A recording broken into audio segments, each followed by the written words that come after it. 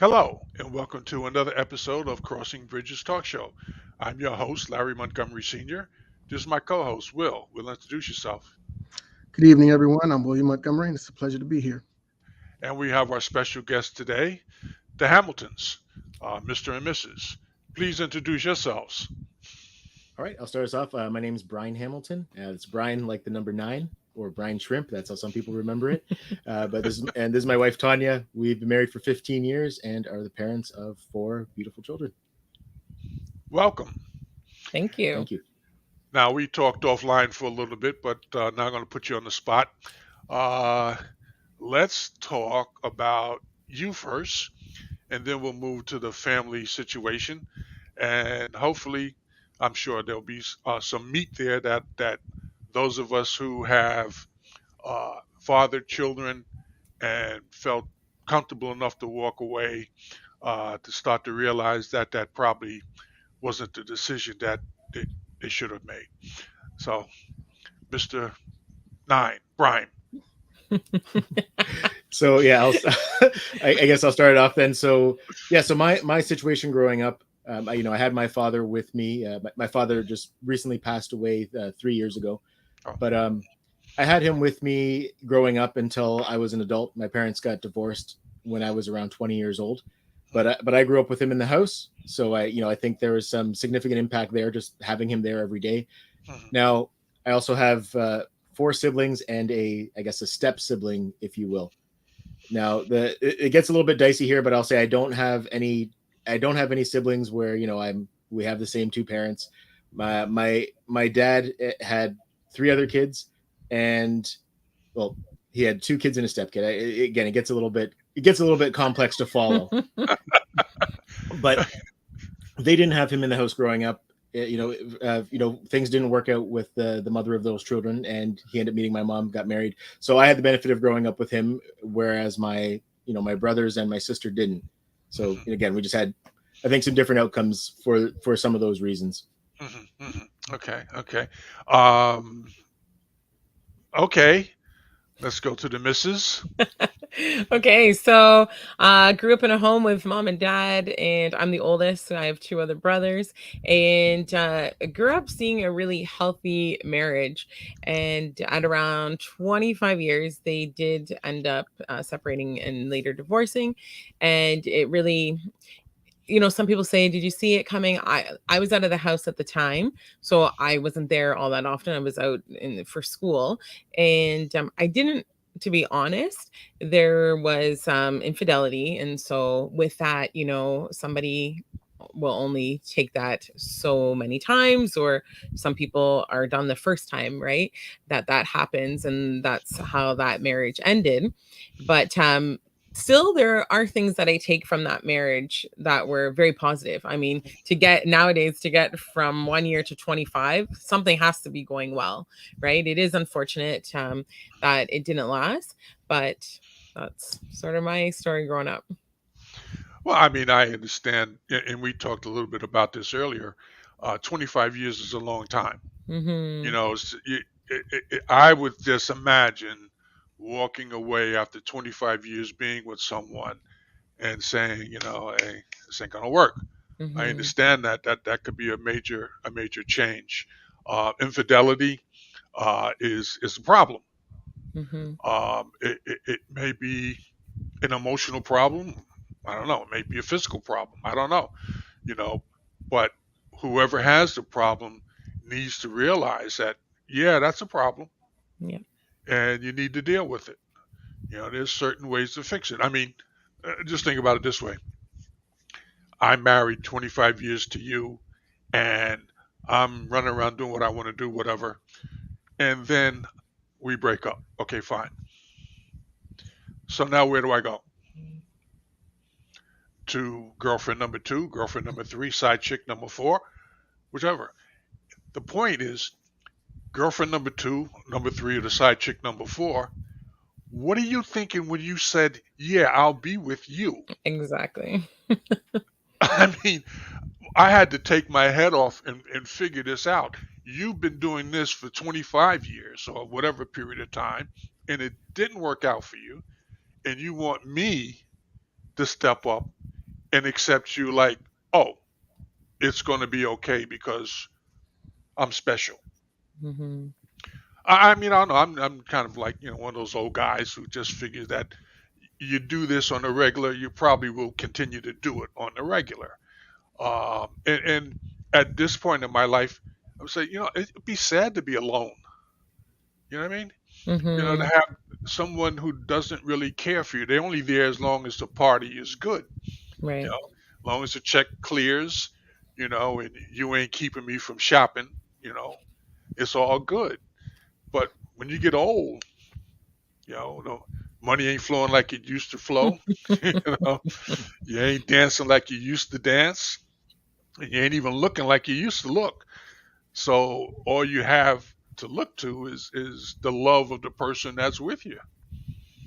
Because I tell you one thing, when you get old, you don't want to fall down because no one wants to help you up, Mhm. you know, unless they really care for you, Mhm. because they may fall down too, Yep. trying to help you up. But we digress. So let's talk about some of the benefits of being having a father in the household. Um, Mr. Hamilton. Yeah, so I'll say, one thing for sure is it definitely helps establish, the person that you are. I see that you're a senior, so I'm assuming there's a Larry Montgomery Jr. out there. I'm actually a junior myself, Oh, good. so Mhm. but again, so I have some statistics up here. So when I look up, I'm looking at my whiteboard. So just looking at it in terms of some of the challenges that you have as a child who a child who doesn't have their father around. We see 3/4 of teen suicides are well. There's a correlation with not having a father present. Uh, 2 times as likely to quit school. 80% of adolescents in psychiatric facilities. 90% of runaways. 70% of incarcerated kids. 72% of teenage murderers, 60% of rapists, and then there's a stat that are 11 times more likely to be violent. And these statistics come from the Census Bureau, the FBI. That's we're Canadian, but these were all the stats that we could find, even from Canadian sites, went back to the U.S. Mhm. And then even if we look at the UK, the statistics are very similar. So 8 times as likely to go to prison, 5 times as likely to commit suicide, Mhm. 20 times more likely to have behavioral problems, 20 times more likely to become rapists, 52 times more likely to become runaways, 10 times more likely to abuse substances, 9 times more likely to drop out of school, and 1/10 as likely to get an A to get A's in school. Mm. So now, again, it's not going to be the only cause, and you see when you look at a number like 70% of incarcerated kids, well, 30% that you would assume did have both their parents, but one of the things that we do as a society, I think, is we like to use the exception to prove the rule, but there's definitely a correlation in the numbers there, right? So you'll always hear this where you bring up facts, you bring numbers, and people will say, well, I know this person who went that, and that wasn't the way they went. Well, there's definitely a correlation with those specific conditions. Yeah, and it's such that it has been going on for so long that people just easily look over it, and until this kind of information comes out, and you start to wonder, well, wow, I didn't know it was that bad out there. My father was with me. My father was with me part time. And we talk about the infidelity thing, but that happened to be on both sides of the crib. So, life is life. Um, Understanding the commitment when you marry, understanding the commitment when you become a parent, are things that are not taught in school. You Mhm. know, you kind of either bring it with you or you figure it out as you go along. And when you're figuring it out as you go along, the road can be quite bumpy. You know, all kinds of stumbling blocks and so on and so forth. One of the other statistics that I'm familiar, I don't have right offhand, but there is the likelihood of a female child, girl, born in a household where the father is not present, of her becoming pregnant before she gets married. Mhm. That way, You know, and that's a difficult situation by itself, because if you haven't had a father in your life, how do you gauge what a good man should be like? Right. You know, I'm going out on a limb and assuming that your father's a good person. Yeah, there's some people out there got it, it doesn't work for them. But when you have a good father, someone who cares for the children, boys and girls, uh, the female gets a chance to really understand, well, what should I expect when I find this guy who's, has put a twinkle in my eye type of a thing. And I want to get closer. And they remind me of my father, or whatever. And then you don't recognize the red flags immediately. But if you've had a strong father in your life, you start to, well, that you trying to control me. You got guys out there that want to control and whatever. Some of them have psychiatric problems. Like psychopaths, sociopaths, narcissists. You know, you, you could probably figure it out after a few weeks that this one's got some issues here that are deep seated and they need professional help. And so you find somebody else. But when you when you have a baby by them, you're kind of stuck with them for a while. They're either in and out of your life, or they're always kind of hovering around there, because what does the child wants to do? I want to know my father. I want to know my mother. You know, and when you talk to me at age 3 or 4 or 5, that, well, daddy's a criminal, you know, it's just nuts or whatever, and I can't, your mother saying I can't be with them, and I don't want them in your life, they don't really understand that then. Maybe as they Mm-hmm. grow up, they start to understand, but, they can become a little bitter, and, especially going to school and their friends have their father showing up, whatever. So life isn't easy. It's not easy, and then if you don't have both parents, it's still not easy. It's even more rough. Uh, but you guys have made it. You've been married, what, 15 years, you said? Yeah, I just celebrated that. Happy Congratulations. anniversary. Thanks. Thank you. Uh, and you got 4 children, Yeah. Yes. right? And they're all not quite, what, one is 13, you said? Yeah. Yeah. Yeah. Just So really on the cusp of becoming a young adult. Hmm. Good luck to you. I mean, it's not like when I was coming up, and like, at 13, the big thing was, I got a bike, and I could go ride to the store. I mean, that's hey, this is great. Now at 15, they say, well, give me the keys to the Cadillac. I'm on my way. So things change over time. Oh yeah. Um, but the benefits of having a father, and this is what the show is about, are substantial. Again, uh, well, my son is right here. He can tell you the benefits of having a father. Will, help me out. No pressure. Well, I mean, having a father in your life is very important. Like I said, it gives you kind of like a gauge to see, what you're supposed to be like, or how to behave and how to control yourself as a male. Females, they can look at their father and see, well, you know, I would like somebody that's going to treat me like my father treats my mother. Why would I want to get somebody that is going to treat me different, or treat me worse, like treat me bad. Mhm. So it's dual, it's a dual headed blade, whatever, for lack of a better term. You want to be a good father, and show them show them the right way to do things. So you're a good reflection. Your children will be a good reflection on you. Mhm. Yeah, a lot of things that the children watch and see that you don't think about, um, as a father getting up and going to work every day.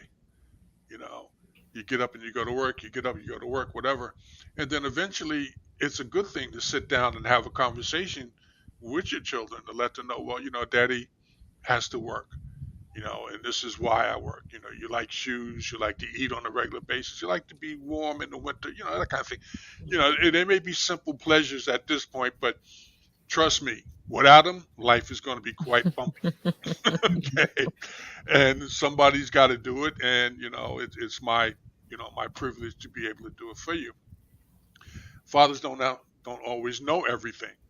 You know, Sometimes they miss things when they were young. And I said earlier about my father was part time for whatever reason, and so there were some things that I missed out on.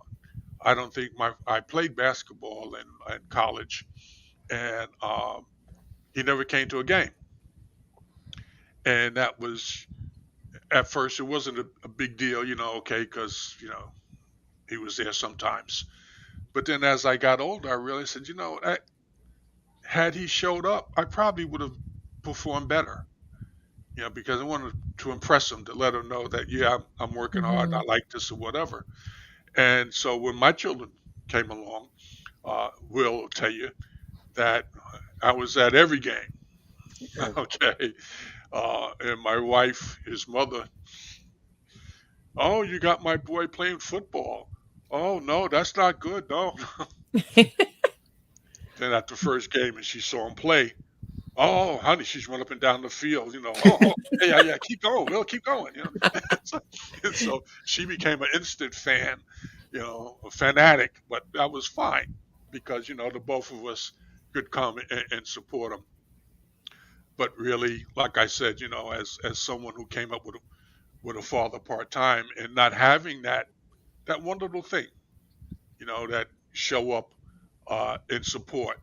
How important is it to to uh, to a child that's going to grow up and become a father Hmm. or a Yeah. mother?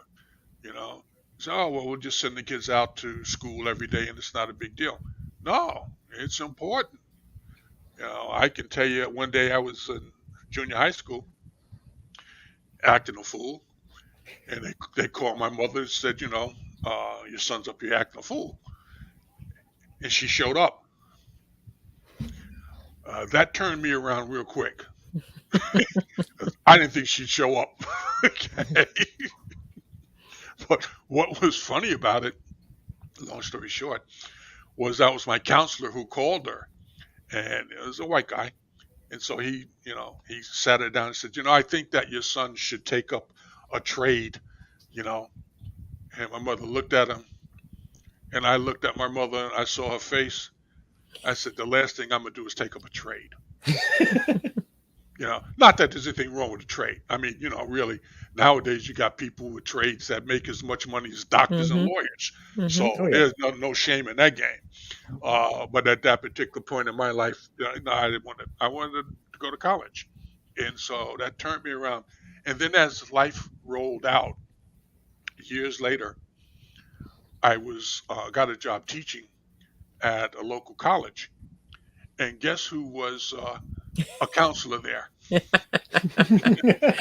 And so when I looked in his face when I walked in the office, oh yeah, a trade, right?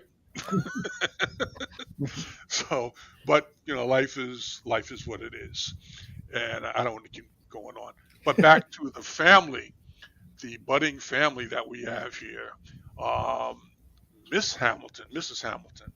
What can you add there for us?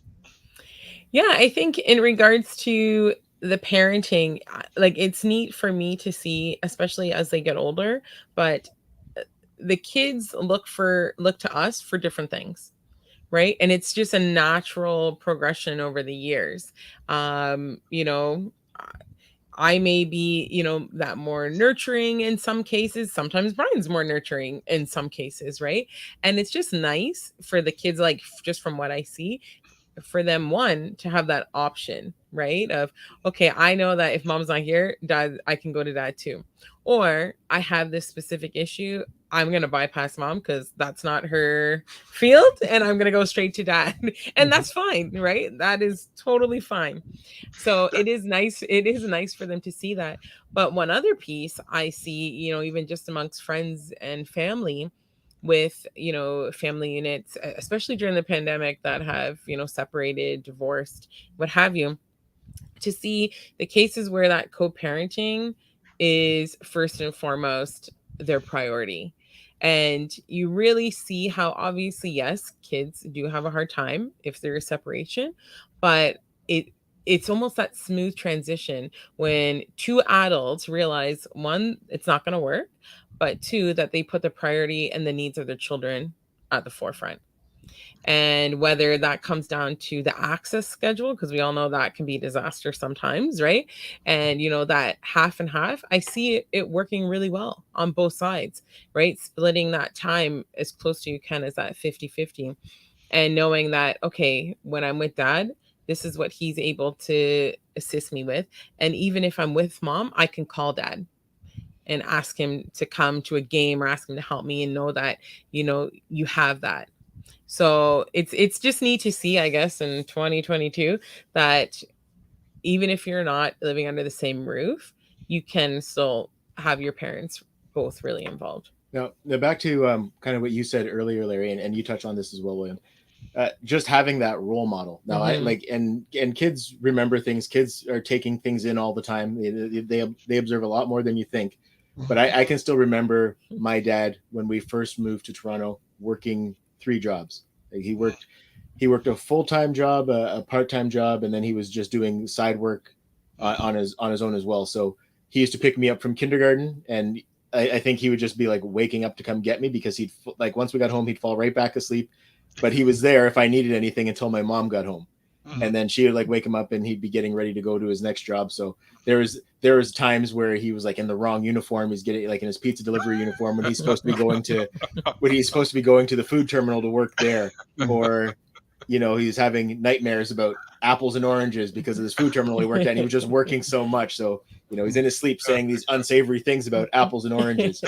But his work ethic was what stuck out to me, as I just Mhm. remember how hard he worked so that we could get out of a situation that was less than desirable, to move to a better neighborhood, and for me just to have opportunities that maybe he didn't have.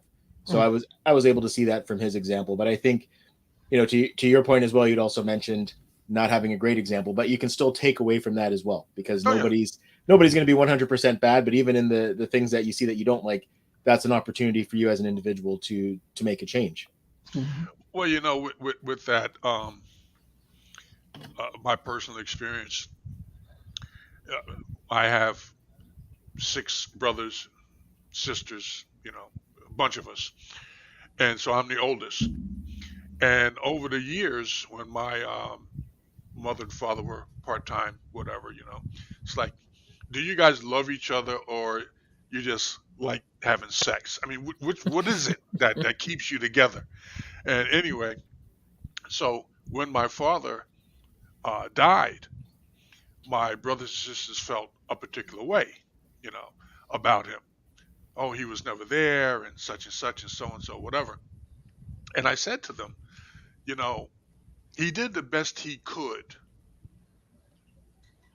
That's all he could do. Right. If it wasn't up to your standards, take a hard look at your life and Mhm. see what your standards are saying about you. But anyway, take a hard look at life. Not everybody's going to have a PhD in anything. Not everybody's going to be the CEO of everything. And so there are some of us who would just kind of be, regular people. Some of us are going to fail. A lot of us are going to fail at different things. And so to judge somebody based on a particular failure, all right, he wasn't a great father. To tell you the truth, his father wasn't a great father to him. Mhm. So he had no skills whatsoever when he came to this. And so my point is that sometimes we have these expectations that are unrealistic. You got to kind of work with what God gave you, Yeah. and appreciate what you have. Look for the good in it, you know, but because it is show, you need to be there. You need to make an effort to be there because it's important to the child, and it's important to that child's children when they come along, because it just keeps what they call a generational pathology. Well, I got a house full of women here, and they all have babies, but no husbands and no fathers there. And say, well, why is that? Well, because as a woman, I really don't know how to manage a man because I never had one in the household to help me understand. Well, these are the things that work in a relationship. Because Mhm. it's two sides. I have an opinion. Men think mechanically, very organized. Women are emotional, and there's nothing wrong with that. Because if it wasn't for a woman, a man wouldn't have any emotions. He'd just be some sort of a mannequin out there, whatever, doing what we do. But women add the emotion, and then the children get the benefit of both of those. Yeah. They get the work ethic, and they get the nurturing and the loving thing. And I wanted to point out because uh, Mrs. Hamilton that pointed this out. Being able to manage your parents is a skill that you learn. Mhm. Yeah. You take it with you. Don't really want it to get out that you figured out how to manage them. Well, I know if I go to mom, she'll say yes that I can have this. But if dad sees me, he's going to say you shouldn't be eating that or whatever, and that's going to be a problem. So I figure out how to manage my parents, and that's okay because you learn that skill. So when you become a parent, you know when the kids are managing you and you're not managing them. Mhm. Oh yeah, no, you definitely. I've definitely seen that where the kids they'll yeah, depending on what it is that they're asking, they'll ask specifically one of us, Mhm. or even to the point where they'll send another sibling to ask the question, right? Because they on the know, or at least on they think they know. the suicide mission. It's your Mm. Yeah. turn. You got to go. I'm sending my representative. Yeah, yeah, yeah. Go test the waters and let me know how it works out for you. you know, but that's good because again, we laugh at it, but when you get in the workplace, you got to figure that out too. Yeah. You know, which supervisor to go to with this issue, and which one not to go to with that issue. You want to try to hold on to that job. You want to be, accepted across the board there. Mhm. But having a father in the household is important, and that's what we talk about here. Um, I don't want to run out of stuff. I mean, I got the floors open. We got another Yeah. 20 minutes at least. Yeah, for sure. Now, the other thing too is, obviously there. So all the things that I kind of mentioned earlier, all of the different statistics when we're looking at, outcomes in terms of like crime and substance abuse, all of that. Yeah, there's a correlation with not having a father. There's also, again, there's many correlations that you can draw. The other one is socioeconomic status, Mhm. and the you know the evidence would show that if you have two people who are married, they stay together for a long time, their net worth is going to be significantly higher than if those two individuals separate, Mhm. right? Even if you take those two separate incomes and add them together, typically that's just the way it works. And again, I'm sure there's a lot of reasons for that. Number one, if you're working and building with someone, like we've seen this, Mhm. yeah, just being able to have one person go out and I had to work multiple jobs when we first got married, right? So Tanya was working, in the beginning it was one job. We both worked multiple jobs, but I know I put in a significant amount of hours, and I just know that I could come home and sleep. Laundry would be done, food would be made, so I could run back out, and like when I had to go to my next shift. So benefits like that, you're able to really, I was able to focus on my career. There's a few years there where I had to really just work on building myself, and again, that helped increase my value to my employer, which resulted in me earning more money, right? So there's all of that. And then if you don't have that, and the other thing too was, I think being married, having kids, it motivated me to want to do better. And I don't know if I would have had that same motivation as a guy in my 30s who was just on my own and maybe making enough to get by. Mhm. So I think there's a lot of things that really build into that. But yeah, if you see those correlations, I think it's even more. It's a better predictor than race. I see that come up a lot. Where if you look at different races and different some of the different things I talked about, you can really draw it back to socioeconomic status as well. Mhm. So yeah, I think there's a lot of value in, again, not only just having your father present, but having your father in the same home in a healthy relationship with your mother. I think it all adds up. It all makes sense if you look at it holistically. Well, that's the socioeconomic. piece of it is important, and sometimes it's glossed over, because most people start out, getting married or having a child and then getting married. Um, they're not at the top of their game, you know, and so the two of you working together Mhm. to accomplish something, and it just may be, well, right now we have a room we're renting in somebody's house, but the father or the mother's working or whatever, and the other one is supporting the household. Because I mean, I've done household work. My wife worked, I didn't work, Yep. for a period, because that happens in the household. Someone loses their job or whatever, or you're going to school trying to put yourself together so you can get a good job. You're not working. But when the kids get a chance to see the change in the financial situation, that we're no longer going to, let's just say, and I'm not trying to be derogatory here, we're not going to Goodwill or the Salvation Army to find a pair of shoes for school. We're actually able to go to, what is that place? Uh, ah, The I can mall. see it right there, Buster Brown's. If anybody The knows mall. Buster Brown's, way back in the day, they were the cheapest shoes you could get, but they look good, So you see yourself move up from that to be able to go to Klein's or A&S or Macy's or something to buy shoes for your kids, and they see that, and they in the back of their mind they understand. Look, we're doing better. We just got to stay together and keep working together, and that's important because in the household, like I said earlier, things don't always go well.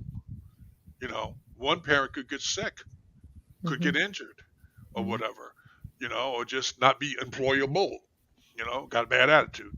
And so now, now we're struggling and whatever, but how do we work through this? Because the kids still got to eat, they still got to have shoes, they still got to have clothes, they got to have their face washed. You know, it's not their fault that you're not making much money as you thought you should be or could be making or whatever. Mhm. So you see in the family dynamic how really important it is and subtle it is in growing up. That yeah, it's good to have good parents.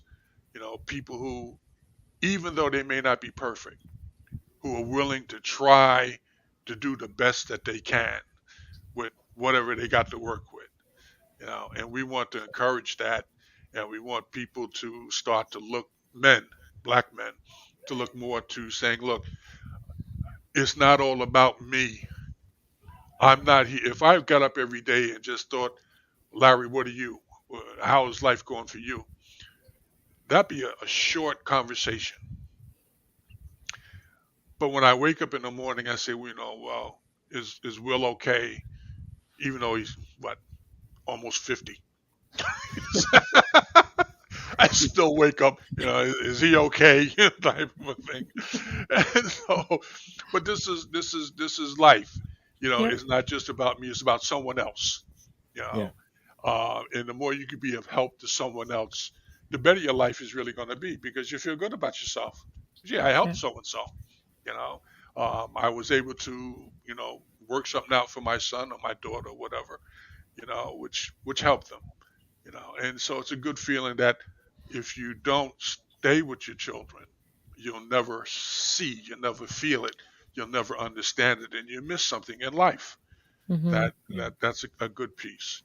And to your point as well that you made earlier, you mentioned your dad did the best with what he had. Mhm. We can't change the past, but we do have the ability to shape the future because yeah, I'm going to give the best to my kids of what I have, but there's no reason why I can't get better. Mhm. It's Mhm. again, Oh we yeah. keep saying it's 2022. The easiest thing to get right now is information. If you want to learn something, back in the day, you have to go to a library, you have to just find people who have that knowledge. Now you Mhm. can just go to Google. You can go to Google, you can go to YouTube, you can again find a podcast like this where you can learn these things. Like we haven't said anything today that's probably shocking or groundbreaking, but there's a lot of people who just don't have this access to this information or just haven't heard this information before. Mhm. So again, it's a value in these conversations, being able to share that information. But yeah, there's no reason why as a father, as a mother, why you can't just find ways to improve yourself, which ultimately can have that trickle down effect of you being a better parent, or you just focus on some ways that you can be a better parent, because there's no shortage of free information out there that you can use to just improve yourself. Well, there's a lot of information out there. You can Google anything, Hmm. Yeah. uh, but don't stick onto the first page, because Yes. sometimes Open it up. open it up, look to the second, third, fourth page and see what else they got going on there, because there's different opinions, and feel comfortable to talk to people. Well, I mean, we don't. Not everybody knows everything, and sometimes you pick up stuff. Uh, when you talk to someone, you get an opportunity not only to hear what they may know, but you get an opportunity to understand how they got to know it. Yes. You get an understanding of when you're looking at them and they're talking to you. Well, listen, Joe, you make a lot of sense on how to run a business, but you don't have any shoes. Now, I'm trying to figure that. I want to connect those two dots. You know a lot about business, but you don't have any shoes. Hmm, I'll get back to you. But he may have some fruit in there that might be of value. The thing is that now at least you've been exposed to and you have an opportunity to kind of discern from this person. And and my point is that, yeah, be open to get information, be open to learn, but also be discerning. Hmm. Yeah. Because not all information is correct, not all information is good for you at that moment in time. You know, but if we don't talk to each other, we'll never have an opportunity to get that understanding that some people actually lie. you know, he'll just tell you, well, you got something. yeah, I mean that leads me to say this because we need to start trying to change the narrative because Hmm. there's so many negative connotations about men out there that they're not worth anything but to father a child and then disappear. So if you start pushing that on young females, they start to believe that, well, I don't need a man to do anything. You might not need a man to do anything, but it sure helps to have that, companion there to be with you and support you and support your child because your child needs it. Hmm. But if you're in that mindset that I don't need this, I don't need that, I don't need anybody, we all need somebody. That money comes from somewhere. What I'm saying? Like I go to work, I need my boss. I need to make sure that he's paying me on time so I can take care of my responsibilities. So we all dependent. It just depends on what dependent you're talking about.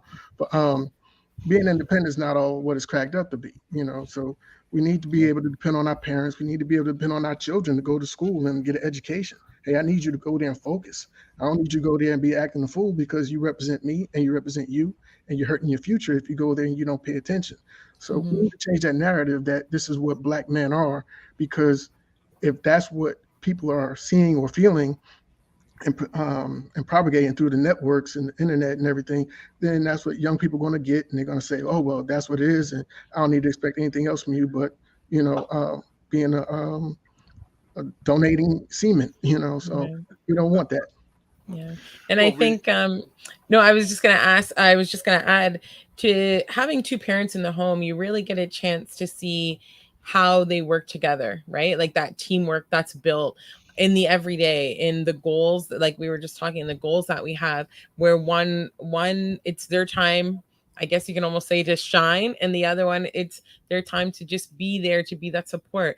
And seasons come and go, and it's that fine dance, I guess you could say, right? Yeah, With the end result that we're going to be better off in all situations. And for kids to be able to see that and how that works, I think that's really important. Also to see how parents are treated, right? How mom treats dad, how dad treats mom, and all that. Like that's stuff you can't be taught at school. An example of that today, it was funny. So I was dropping my son off to meet up with friends to go to the fair, and he I said, "Well, open the door for your sister." He goes to getting in the van. Well, she's not going to be my wife. And I'm like, well, I know that obviously, but it's like always, that like it's just constant of no, remember, like just help her out, give her that chance, be respectful, be mindful. She's getting in the vehicle because he was leaving and she was going to jump in the front. I said, well, keep the door open for her. Mhm. But it's just those everyday things for teaching kids, right? And they may think it's, even at the time, I didn't have to say anything, and I'm not being a nag, but I think it's important just to always be reminding our kids of these things, because there is going to be a time where it's like, oh, yeah, that's right. My mom or my dad used to do this, not even necessarily say, but the actions. I'm going to do this now that I'm dating or talking or however that's all going to go, right? Mhm. Yeah, I Well, think. Yeah, you know, go on. because as a man, we get judged on that. If you Oh yeah. if you're Mm, out on a date and you don't pull out the chair, you don't open the door or whatever that other females feel are expected, they're like, oh, he's not dating material. So if you don't mhm. know this, you're getting dinged. Yeah, yeah. Yeah. But And one thing that, and I have to say this, that while you noticed what had happened, there should be a follow-up conversation later on to help them to understand what they missed out on. Right. Because at some point, your son may have a daughter, and he's not going to want the guy that she goes out with to treat her like that. Yeah. mhm. But at this point, he's not thinking about anything like that. He's just Exactly. He's doing like, I doing gotta what. get out the door. I gotta get to where I gotta go. Mhm. Right, right. And this is again one of the reasons we do this show, to get people to talk. Yep. You know, we can we're inundated on online. We're inundated with television, newspapers, and all that kind of stuff, and that starts to try to shape society, which then falls down to try to shape the household, because the whole purpose of media is to make money. It ain't about the right thing. Mhm. Yeah. It's about where the most money is coming from. And so it was mentioned earlier about some of the things that are happening around. There's a trend now. We just talked about this, where women are supposed to be empowered to the point where they don't need a man, and that's not how God had constructed Hmm. this thing. It's not what He said. Man and a woman, they come together and they leave their parents. Yep. And this is early in the Bible. And when you look in the Bible, you say, well, how did this topic come up? you know, marriage. Where did we get this? We got two people here. We're talking about Adam and Eve, and Mhm. God is talking about marriage. So the point is that yes, He sees. He already saw it, so He already knows what's going on. But we need to grab a hold of that and understand that, it's, like I said earlier, it's not about us. It's not about me. Right. It's about you and everybody else, and us trying to do the right thing for each other. So Yeah. talking is good. You know, as a father, I talk to Will every now and then, and maybe enlighten him as to like the Google issue. Always go to the second page. Oh, It yeah, and may not be important today, but someday he may look and say, "Oh, the second page has got more information there." yeah. But having that conversation about, well, this is why we do this. Like I said Yeah. earlier, you know, Daddy works 3 jobs. He's always gone. He's never around to be able to go to my different situations. But then he sat and he explained, "This is why I go.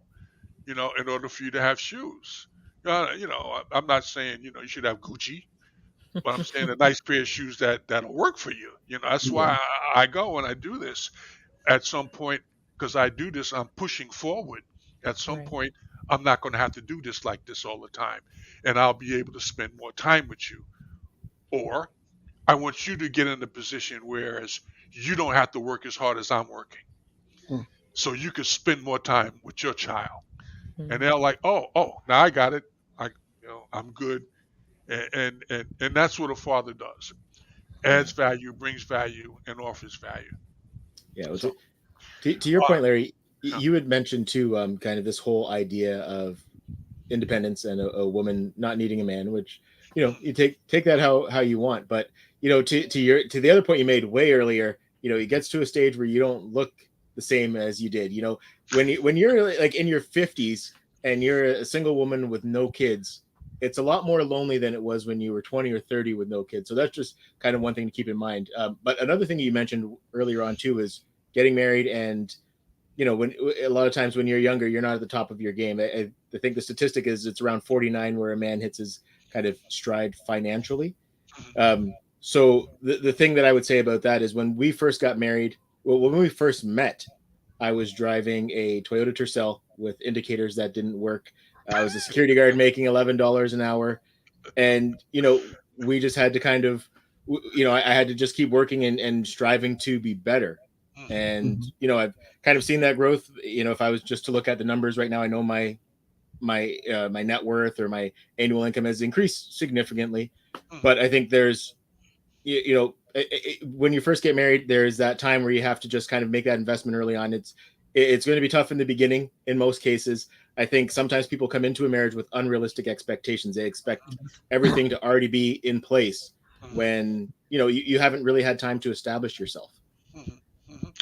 And but again, we go back to fathers talking to their children Mm-hmm. because we've had conversations about when me and my wife first got married. We've been married 49 years, looking at 50. And so we have our picture album, we pull it out, and the kids are like, holidays or whatever, sit around and talk.